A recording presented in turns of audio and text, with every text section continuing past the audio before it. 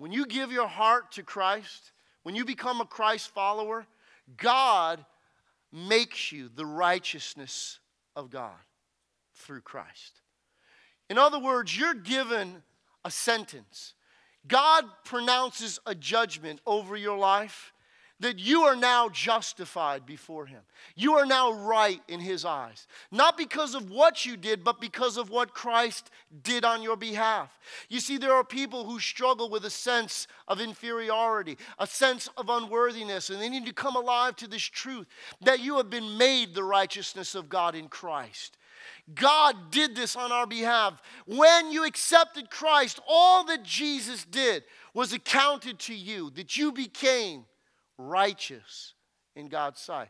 That's our constitutional injunction. That's what God declared over us. But there's a second side of righteousness, that we learn to become what we've been made in Christ. In other words, we learn to conform our life to who we have been now made in Christ. In other words, our actions begin to conform in totality to what God made us in Christ.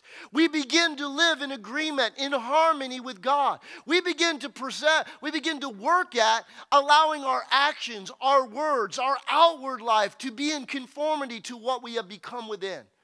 And so therefore, righteousness is a voluntary act. It is something we choose to do to bring our will in absolute unity with God's will. So when we look at a situation and God says, that's not good, then our response is, that's not good. I'm not going to do that.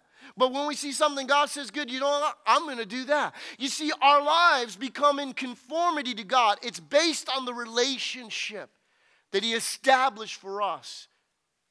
That God, our lives, desire to live like Him.